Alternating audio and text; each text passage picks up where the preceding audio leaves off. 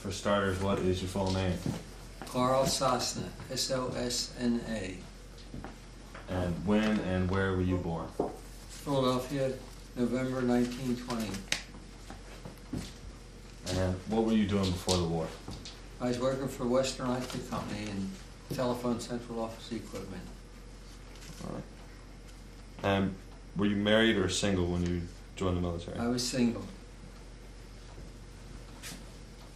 Where were you when you found out about Pearl Harbor?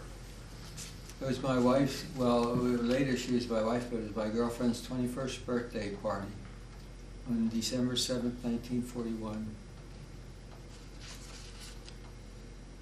And did you enlist or were you drafted? No, I was drafted. Drafted? Drafted. And what was your branch of service? The Army. US Army. Can we go back to that the birthday party that you were Sure. at? Hey, tell me what was that like? You were at the party and Well, it was somebody. It was Sunday afternoon, and we were I was out at her parents' house, and I was invited out for Sunday dinner and celebrate her 21st birthday. Right. And we were listening to the Eagles football game. It was around 2 o'clock in the afternoon when they interrupted the game to tell us that the Japanese had bombed Pearl Harbor. And of course that changed the whole complexity of the afternoon. And within a matter of a couple hours, the evening papers came out with special war extra bulletins and publications, and we went out for a ride in the country and picked up a newspaper, one of the special editions. When you first heard the news, I mean, you said it changed everything, but in my I can only relate to September 11th and what happened then. But what was the feeling when it actually happened back your 9/11? It was just automatic that we were going to be at war with them because of the type of attack that it was. And of course, news reports prior to that showed that the diplomatic negotiations that were going on weren't being successful, and that the contacts and discussions between the Japanese and the U.S. State Department were breaking down. So if you were aware of that, which I was because of the interest that I had in foreign affairs and history, and I thought that my thought was it wouldn't be long before we'd all be in the service. You say that sort of straight face, but I mean, if I was back in your time, I'd be scared to death knowing that I was going to be going over to war. I mean, is that what you felt, or were you? Well, I think that part came later. The initial reaction was that, everybody would be called up, and then the question came up whether you're going to join the Army or the Navy or something like that, because there was still a choice. So what made you join the Army then? I didn't join the Army. I was drafted. Oh, well. I was looking about enlistment, but my mother talked me out of it. She says, "No, wait until they call you. Don't go on your own. Wait." So I waited. I don't know how long it was, as far as the difference and what difference it would have made, but I waited and was drafted. 1942. How did you find out you were drafted? Oh, well, you had to register. I forget, I guess I don't remember how old we were, but we all had to register. This was even before that. The draft bill was passed by Congress and everyone had to register for a certain age. And you just got a postcard in the mail that you're listed as a certain classification. It wasn't A1 at the time, but they indicated that you get a letter from the draft board where to report for a physical. And during the summer, I got a notice to report to a particular doctor's office in the neighborhood. And he gave you a preliminary physical. And then a little while later, you get the results. They got the results of that and notified you when you report down to the armory for the final physical and evaluation, psychological evaluations that they made at that time. Was it something that everyone in your neighborhood was going through at the same time? Like all of your friends, did they all get drafted? Was there some that were and some that weren't? Was it like Well, some of them were getting deferments from work, because there were some deferments. A couple of fellows I worked with got deferments from work, and other ones that I know who volunteered and enlisted. That's when I was thinking about doing that. My mother, as I said, my mother talked me out of it. So that that was a thing. Friends from high school, we had all just graduated from high school, and they were going away every week. Why there'd be more guys going that you knew. So did you want to go, or was it? Oh, I didn't have any objection to going, not particularly. I didn't have any reservations about that. It was something that was just expected of you. And it was very all-encompassing as far as your friends and neighbors and discussions and talks with people. Was talking about who's going and where you're going and what's happening. So-and-so went over, enlisted, and he's now in camp somewhere, and these kinds of things.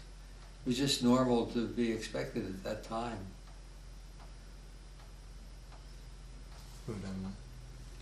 Okay, so where did you go after you were drafted?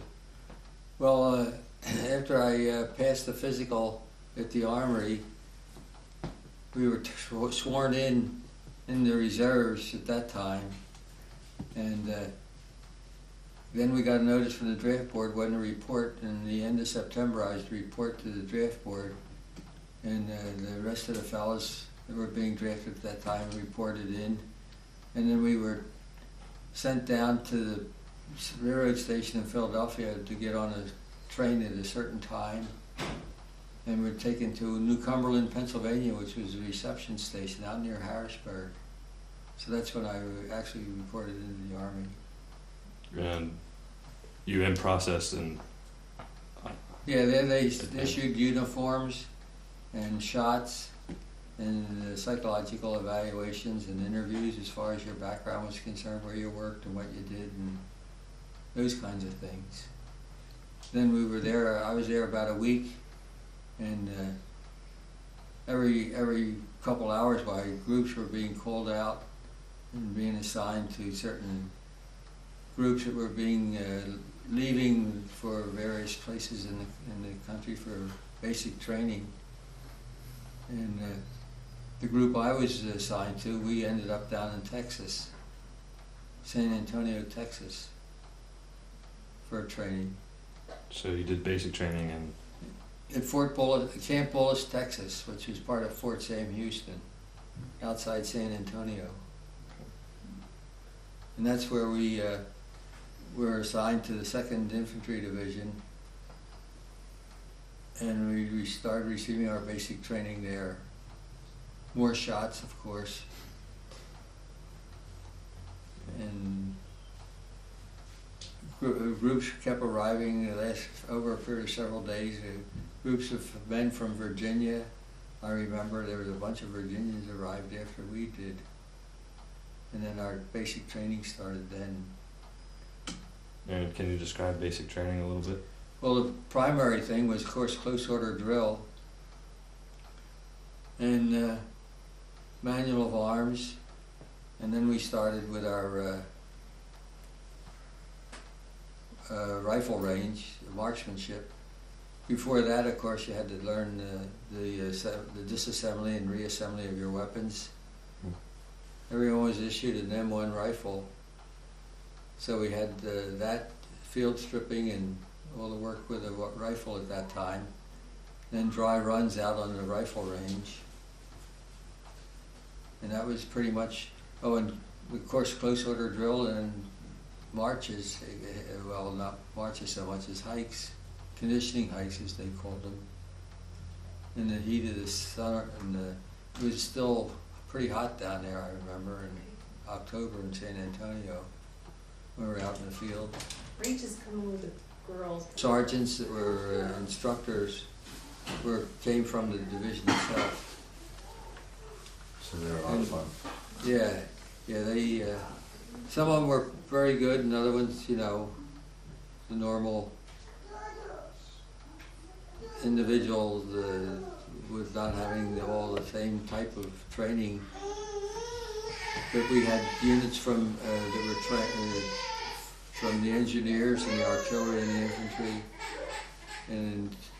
instructing history of the division, and the training was outside all the time. Then we started on hikes at nighttime, night marches, and bivouacs, and setting up the pup tents, and digging latrines, and all that kind of stuff. But that was all done at Camp Bullis. And I was there until November, sometime in November, and the whole camp closed down, and all the guys were shipped into Fort Sam. We were in Fort Sam for a few weeks, and then transferred. The division was transferred to Camp McCoy, Wisconsin. So we went up there about a couple days before Thanksgiving, 1942. We were the first troops in the camp. It was a brand new camp. Everything was brand new. New beds, new mattresses, new barracks. Everything was spit and polished when we moved in, so it was easy to keep it clean. Was the M1 the only weapon you fired in basic training? No, we did have a few carbines they let us use, and then they made us familiar with the machine guns as far as operation of the light 30 calibers. And then of course there was bayonet drill, bayonet practice. Do you use the M9 at all? No, The pistol? no, the only pistols they had were the 45s, the 1911 model 45. But we didn't practice with them. We didn't have that. We came familiar with them, but we didn't fire them. We only fired actually the rifle. Okay, that was primarily an officer's sidearm. Pardon? That was primarily an officer's sidearm. Yeah, the 45 is normally for officers. Some of the crew served weapons, the mortar platoons and the machine gun sections, were armed with 45s, but not in the rifle company. Because I was assigned the rifle company at first. So you were assigned to a rifle company. Yeah, up in Wisconsin. And how long did you stay in Wisconsin? We were now from November 42 until October 43. We left Wisconsin, went to Camp Shanks, New York for embarkation, and then sailed from New York to Northern Ireland, Ulster. So your theater of operations was Europe, Europe. yes. And how long did it take you to travel overseas to Ireland? It was about 12 days on aboard the ship. Before we sailed, I was transferred from the line company. I was in the I company of the 23rd Infantry to the headquarters 3rd Battalion. So I was in battalion headquarters company, which is a lot better as far as I was concerned. A lot better. What was the travel over like, the ship?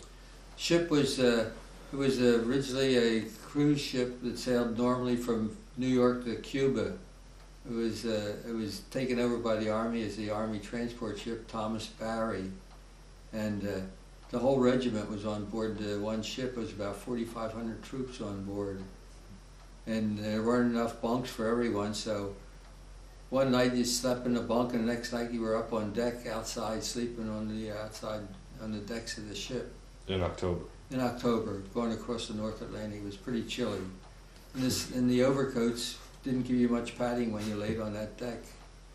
How old were you when you first? 21. I was 21 years old. So you got over to Ireland, and did you engage in more training? Yeah, more the same. Then, of course, before we left Wisconsin, we had field exercises during the summer months. About almost every week, we were out 2 to 3 days a week in bivouac and doing CPX operations. I was in the headquarters company then, so we had to practice with the laying the telephone lines and the switchboard setups, and the radio section operated. And we also had the training with live machine gun fire overhead, crawling across the training area there. And some of the operations, when we got the size of battalions where the line companies were involved, they had built a simulated German village out in the woods in some of the clearings, so the line companies would attack that and we would have to maintain communications with them. And they were firing artillery overhead just for effect. Of course, the impact there is beyond where we were, but you got the sound of the things. Became more familiar with the sound and noises. What kind of radios were you using? We had various types of radios. In the line companies, they had 536s and 300s, and in the battalion we had 510s and 610 radios. So you trained more in Ireland. Yeah, we had more exercises in Ireland where we had stream crossings and we had to protect all the equipment to get across the streams. We made up rafts of shelter halves and a bunch of stuff we'd pick up in the woods and make bundles of the tree branches and such as that, and wrap them in shelter halves to float them across the stream. And then they had we had rope bridges, a single rope with a couple ropes to guide to cross over. We had that kind of operation in the field exercises in Ireland, with some more rifle range. Marksmanship was always, it was a continuing thing for training. And how'd you qualify? I was a sharpshooter. Sharpshooter. Yeah, with the M1 and then later the carbine. What was the test like, the qualifying? I don't remember, to be honest with you, what qualified as far as this marksmanship and sharpshooters, how they, there's 3 classifications: marksman, sharpshooter, and expert. It's the same today. Still the same. Yep. Things change, right? Just a little bit. So when you're over in Ireland, were you thinking, what have I been put into the middle of when you're in the middle of this training? Are you? Well, not really, not too much, because everybody else was in the same boat. Of course, everybody was griping about things, and that became very natural for the GI. Some things never change. Yeah. Yeah, we were when we got to Ireland, we went to a small village called Caledon, and there was an old abandoned linen mill there, and the line companies went there. They were billeted in the linen mill, and the chow hall was in the kitchens were in the linen mill. In the headquarters company, we were assigned to various houses in the town. We were fortunate where we set up our communications platoon. We had our switchboard, and we installed a switchboard and hooked up to the local telephone service and ran our own lines to the company. And the radio section was in another part of the building, and the message center was there. And so we had it better than the line companies, because they were in the mill with big rooms with cots on them. Of course, we had cots, but in the house we were in, we were fortunate. We had a bathtub down the basement and a place where we could build a fire to heat hot water. So we were better off, because the showers down at the old mill weren't too good. They were in the section of the mill that didn't have any windows in it. They were all busted out, so it was pretty chilly and uncomfortable. And as I said, we were in private houses, so that was much better where we were billeted. Were the Some of- houses occupied at the time? No, they were empty. In fact, the one building I was in for a while, I would think was part of the town hall, because it was had an area there that seemed like was offices and things like that. But it was a small village, small town. Just outside of town was a big estate, the Earl of Caledon's estate, and they had on the grounds were deer and various animals. Fortunately, nobody took a shot at them. Some of the guys were threatening to do that, but they never did. We used to do some of the exercises, the CPX exercises on the grounds of the estate because it took up a big area.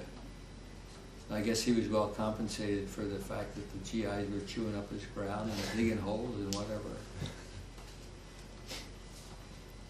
So you're in Ireland, and when do you get word that you're moving out? Well, we were in Ireland from October until springtime of '43. No, spring. It was when did we move out? No, it was '44. Springtime '44, and we got word that we were going to be moving. Of course, nobody told us where. You talk to the civilians, though, they would be able to tell you that we were going over to Britain, going to the main island. But it turns out we went to Wales, and when we got to Wales, we were in another town, and the companies were spread around. The line companies were not in the same town with the battalion; they were in separate towns, and the battalion headquarters was in Haverfordwest, which was a nice town and had nice facilities there. There was a lot of different troops all over the area. The British, there was an RAF base just outside of town, and we weren't too far from the shore where the Navy had a site, and the British Navy were there. So there was British Marines, British sailors, British Wrens. That's the women's Navy, and the Brits, and the RAF and the WAFs, which was the Women's Air Force. They had parties and dances in the RAF base. So it was an international city. There's all kinds of uniforms around. And some of the Canadians were in the area too. We made friends with them. We were there until sometime in May. And then we moved down to an encampment near the shore, and then we just spent time doing some marching, not marches so much as just hikes along the shoreline. And General Bradley came, while we were in Ireland, General Patton came and spoke to the troops. And when we were in Wales, General Bradley came, spoke to the troops there. That was just before everyone assumed we were going into France, but he confirmed that in the fact that he said that you'd be getting a little booklet, and it was a little booklet all the troops got about the French, what should I say, not so much history, but their customs and things like that, what's to be expected in the foreign Customs and country. courtesies. Yeah. So you're pretty sure you're going over to France? Yeah, we were pretty sure we were going to France, and then just before we left that camp, they issued invasion money, which was little script money about the size of a 3x3 piece of paper with French francs on it. Everybody got some French francs, only it was occupation money, as we called it. And we went, on June the 4th, we loaded up on the transport, and it sailed that night, and it was rainy and miserable weather. Of course, we had to sail from Wales, so we had a longer distance to go before we got to the Normandy coast. And one of the most impressive sights was the number of airplanes that were flying overhead all the time in formation, hundreds and hundreds of them, and hundreds of ships of all sizes. Battleships, cruisers, destroyers, and little boats, and of course the landing craft. The battleships were firing their broadsides. We were just off the beach on June the 6th, and the broadsides from the battleships were big, 15, 14-inch guns firing, and the whole side of the ship would be covered by a big blast of flame when they fire their broadsides. And then they notified us to go up on deck. Everybody to go up on deck. Going to start unloading. And they threw the cargo nets over the side, which of course we had been experienced with the cargo nets as part of the training. They had towers with the cargo nets when we were in Ireland and Wales. We had to climb up and then climb down the cargo nets to get into the LCVPs.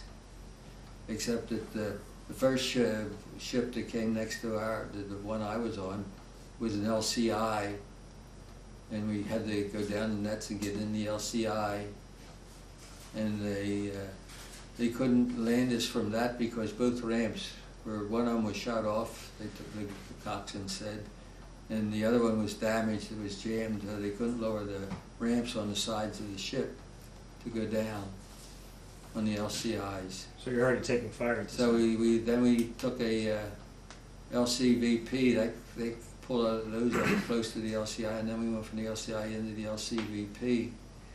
And when I was on, I was fortunate, it took us up far enough on the beach, I only got wet up to my knees. Some of the guys coming off the LCIs next to us down the ramps, they jumped off and are up to their neck in water. But Sorry. so that was on June the 7th, D+1, when the unit I was in landed. Okay, so you land and form back up. Yeah, they had the assembly areas short distance inland, so we went to those and to get the various units assigned and reconstituted as the battalion so that they could control the line companies and wait for orders as to where we're going to go from there as far as the first combat operations are concerned in the woods, inland, just a mile or a couple miles inland from the beach. And the line companies were in the first offensive. So that was where the small arms fire and mortar fire that I was exposed to happened. That was on late afternoon, June 7th, and into the evening hours. Of course, it was daylight until about 11 o'clock at night.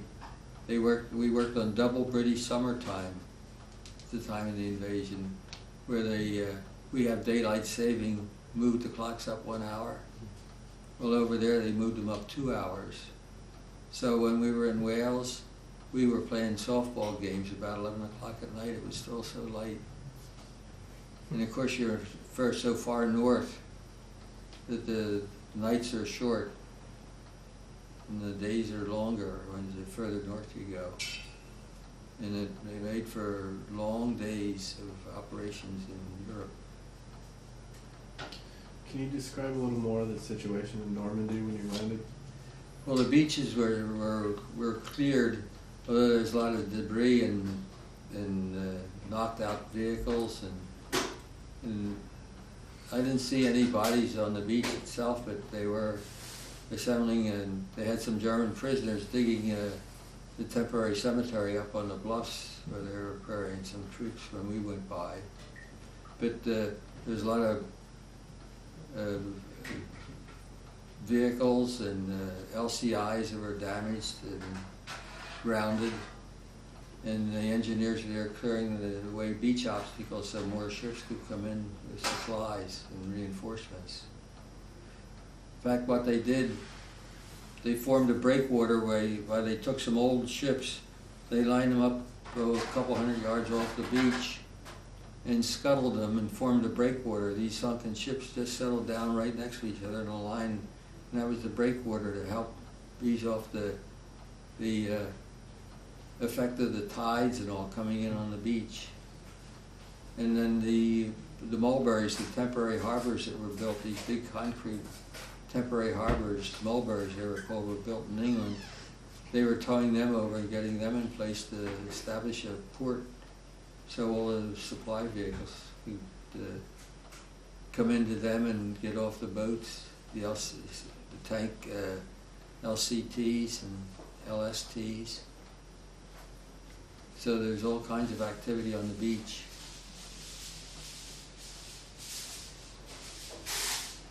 And at nighttime, the first night, there's German planes. Well, apparently they thought they were German planes because everybody and his cousin was firing anti-aircraft. And there was nothing but red tracers going up all night long, and hear the aircraft guns from the ships and from the beach, the units on the beach firing at them. And not only that, but when they'd explode, by then, of course, all the shrapnel would come down. The flak would come down and fall on the area. And there was a couple. The first night we were on the beach, or inland from the beach, while couple German planes came over and dropped a couple bombs. That's where I saw the first casualties, American casualties.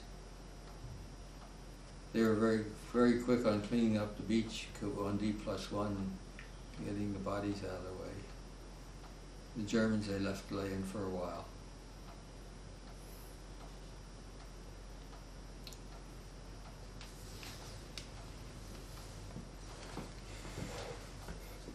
Let's see.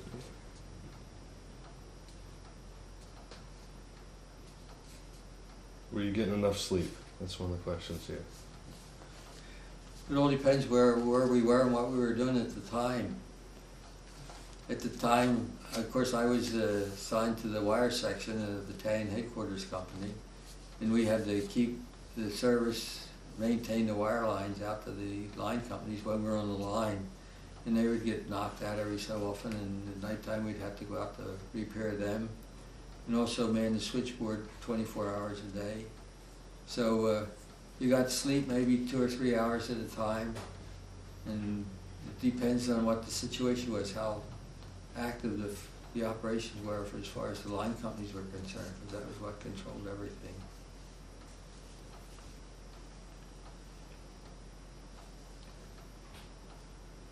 The first night I didn't sleep any, that's for sure. When you first started hearing all this firing going on, why then you realize that people could get hurt, and then you see the first wounded people. And we were in the woods, and they start calling for some guys to carry some litter bearers, and I was available, so I helped carry some guys, fellas that I knew from when I was in the I company and the line company, back to the aid station. And that's when you realize that this is all for real. It's no training now. Did you ever get wounded? No, I was very fortunate. I never got wounded.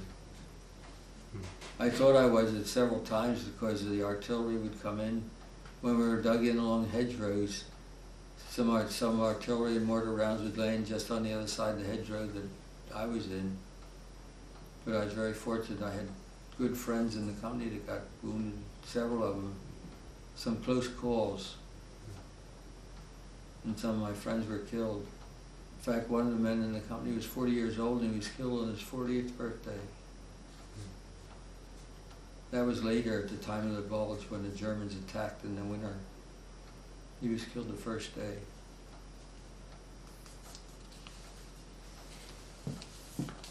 So you're in France. We're in France. We went into Normandy, and for about 2.5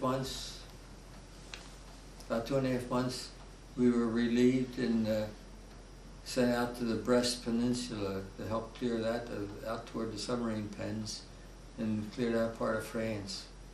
So there were several divisions that were moved out there. We had been in the 5th Corps, and then we transferred assigned to the 8th Corps, and that was the 8th Corps' assignment to clear out the peninsula going out toward Brest, France, which was a big seaport.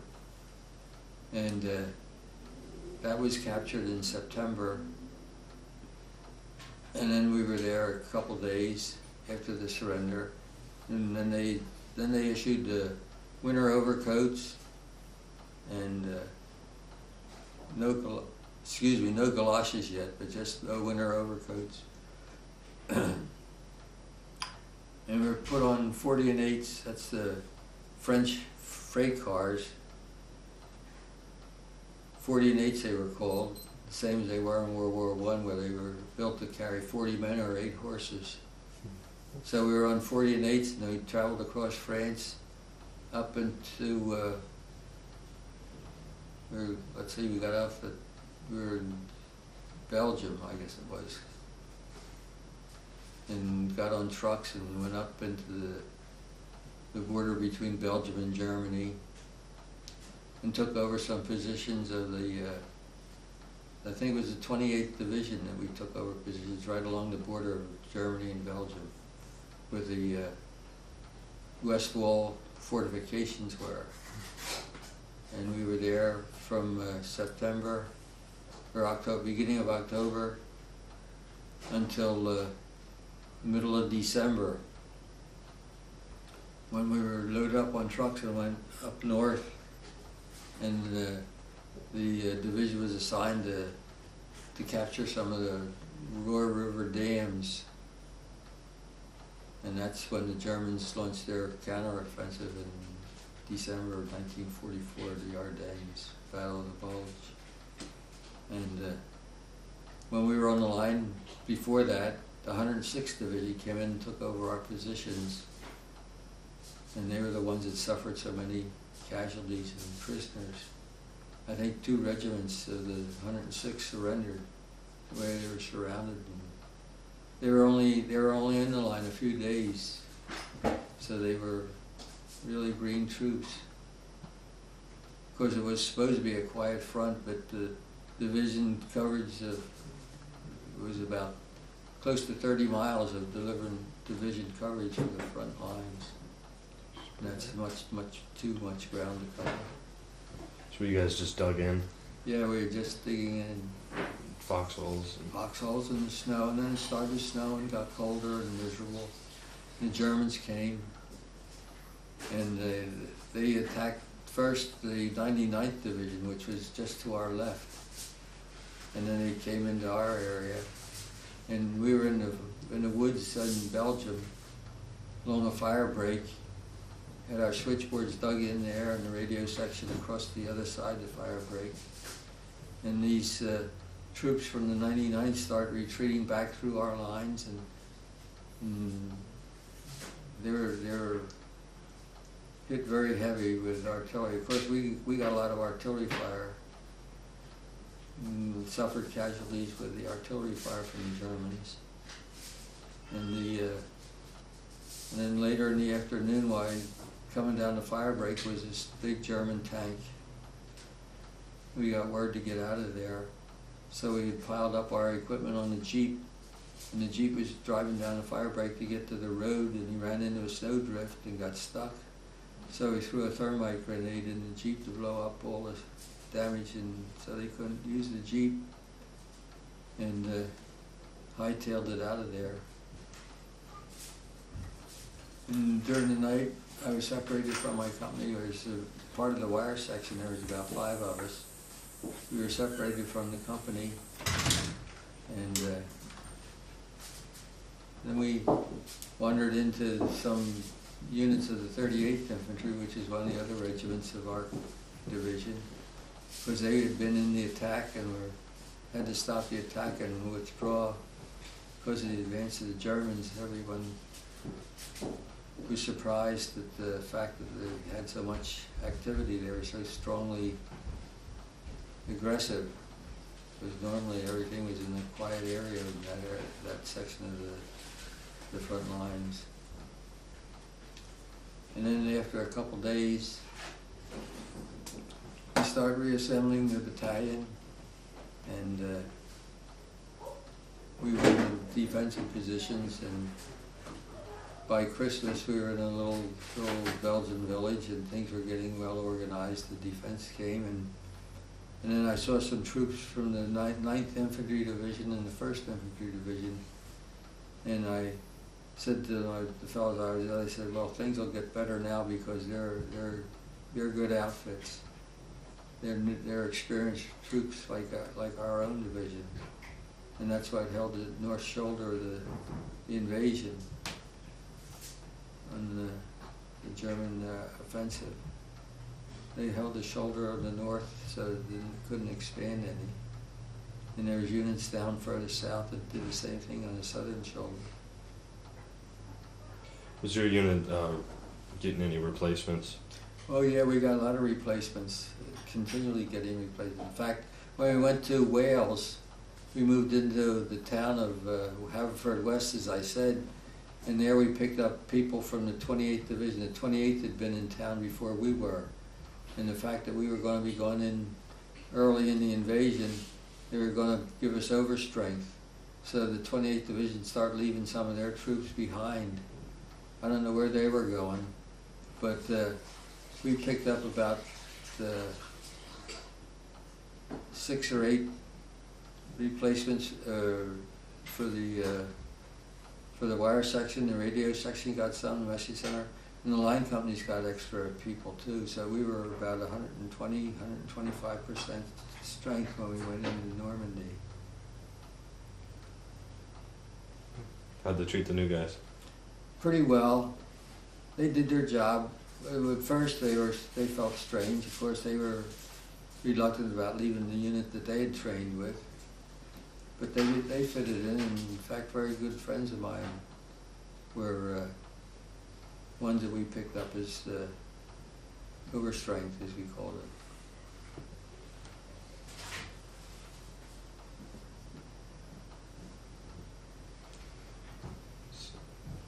Were you involved in some of the liberation of the concentration camps? I saw some slave labor camps, not the concentration camps, but some of the small satellite ones. In fact, when we got inside Germany, I would say it was in April when this warmer weather started coming.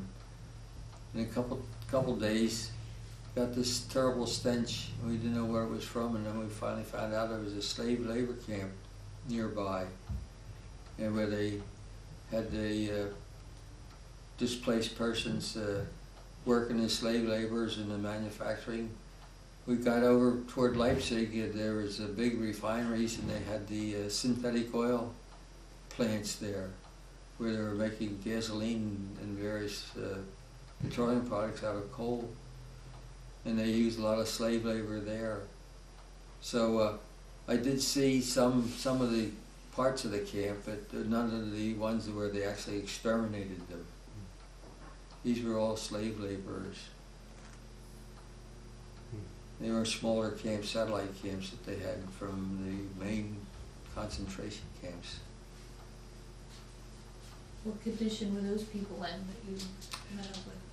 Not too well. Physically they were very weak and sickly and filthy, dirty, and smell. That's what we smelled when we get close to the camp. The odor of the camp. Very, very, very poor health conditions.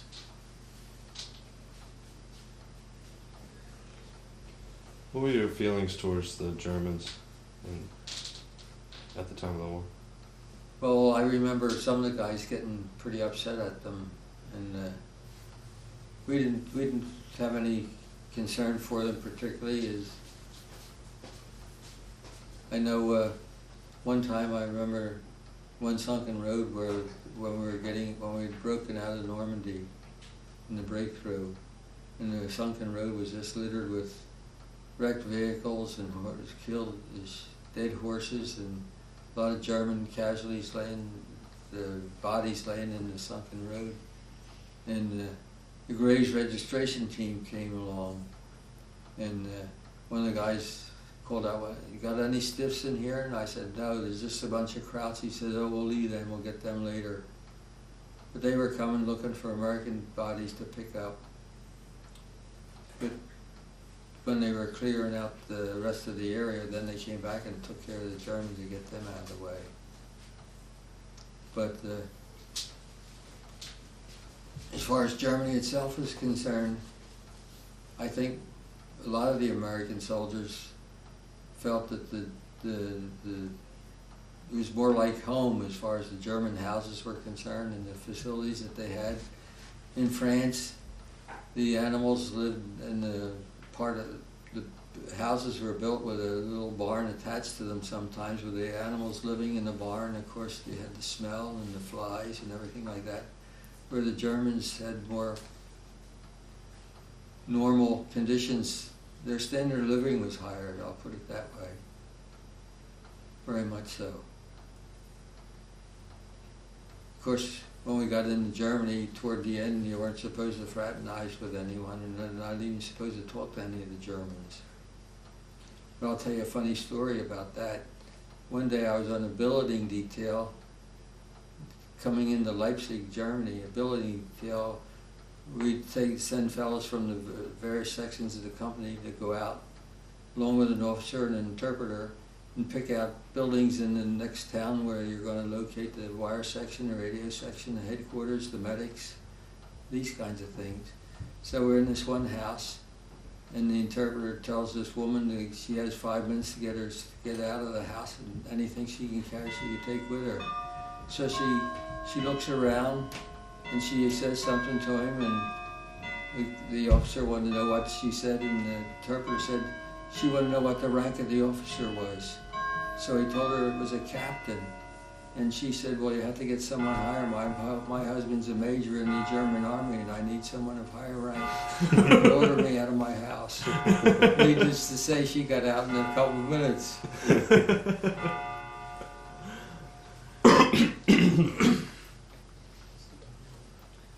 You got like 14 minutes left. Okay. And you had a Czech friend. Oh yeah. When the war ended, we was in Pilsen, Czechoslovakia, and there when we go to the towns, as I said, we'd find out where the Germans lived, and chase them out of their apartments and move in, or if they're in houses. We weren't allowed to chase the Czechs out, only the Germans. So we had this apartment house and chased the German family out on the second or third floor, I forget where it was. And there was Czech families living in the house, and that's when I became friends with the Czech family. And the one gal knew English from high school, so she was able to converse with us, and we became friends. And after the war, I wrote to her, and she wrote in English back to me, and we were still friends until she died a couple of years ago. In fact, we went over to visit, my wife and I went over, and the two of our daughters on one trip went with us, where we stayed with them and toured Czechoslovakia, and they treated us great. We were good friends, and one year they came over here and went on vacation. We took them down to Washington and up to New York, and took them down to Myrtle Beach, South Carolina, in our travel trailer, and we had a great time. But they were good friends, and they were friends of America too. What was her name?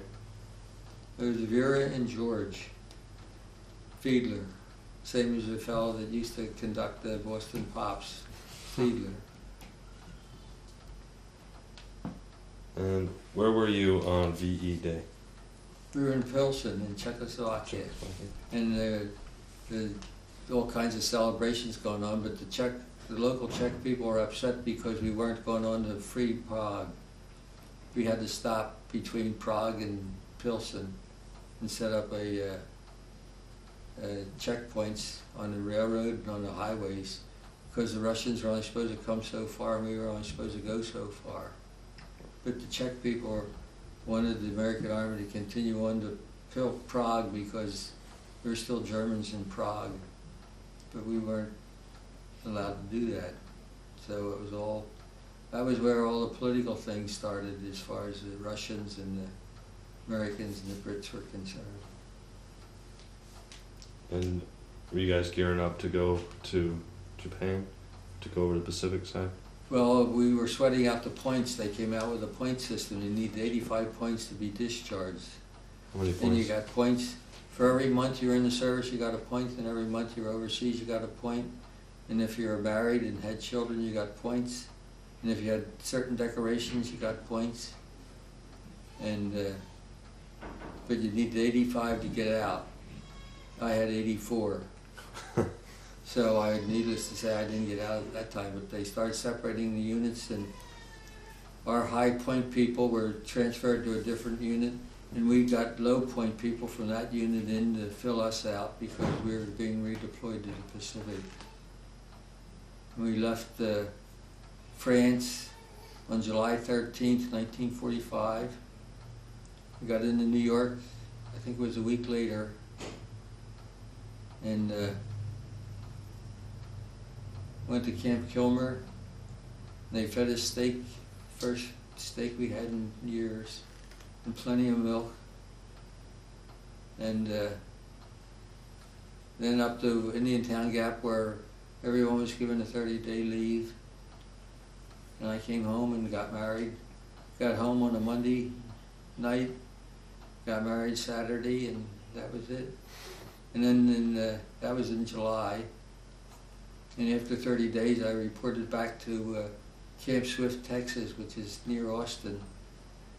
The division was being reassembled there and being refitted for transfer to Fort Lewis, Washington, to go for the invasion of Japan, which our unit was scheduled for one of the follow-up divisions in the invasion of the mainland, or the homeland. Can you describe your homecoming a little bit more? Well, one thing I remember specifically, the train that had taken us from Camp Kilmer was going on to, of course we didn't know where it was going to take us other than it was going to be somewhere in Pennsylvania because it was all full of Pennsylvanians. Going to Indian Town Gap. It was on a Sunday morning. We left Camp Kilmer and coming down through New Jersey and North Philadelphia, and the guys were hollering out, and people were on the sides of the tracks and hanging out windows of the cars or whatever. The train whistle was blowing all the time. I don't think the engineer took his hand off the whistle. And everyone was so thrilled to see the places and recognize the town. And then we left there, and as I said, got to Indian Town Gap and got our 30 days leave.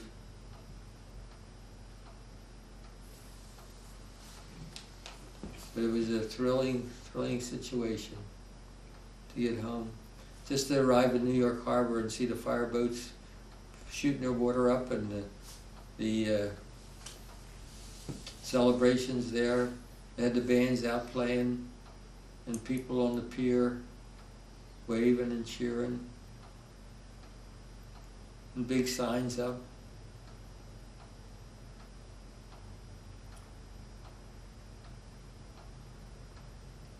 Things you never forget. Never should. Yep. So 38 months in service and came home without any wounds, and I was very thankful for that. Were you awarded any decorations while you were? Well, I got the normal medals as far as the service is concerned. I got a Bronze Star. That was for working on restoring some communication lines when we were in going into Brest. It had been knocked out. Had to get them restored, and they were giving out medals pretty generously. But we had some fellows in our battalion, several of them that I knew, that earned the Congressional Medal of Honor during the Ardennes fighting. And Do you remember their names? yeah, one of them was Jose Lopez, and the other was McGowan. They were machine gunners in M Company of the 3rd Battalion. There's something else I wanted to say about, what was it? Oh, the unit, the battalion, the 3rd Battalion and the 23rd Infantry that I was in, we were awarded 2 Presidential Unit Citations. So we can wear the citation with the Oak Leaf Cluster. Well, we're about to run out of tape. Is there any questions on there? No. But just for Sure. sum it up, you've been through everything. If you could tell the guys that are over in Iraq something right now, what would that be?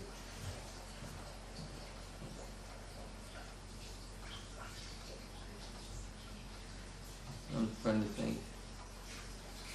Just from experience, having to go through it, I'm sure that you had to figure out some good ways to cope with all the stress.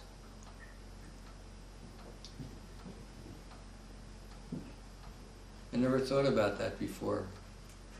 Never thought of that. Oh, that's all Well, right. you have a duty to do and you do it. It's a job. You have to accept the fact, and in spite of all the griping and things going on, it's something that you have to work as a team. And that's what gets people through, because you form friendships and you can depend on people to do the job that they're trained to do, and they have to depend on you to do your job.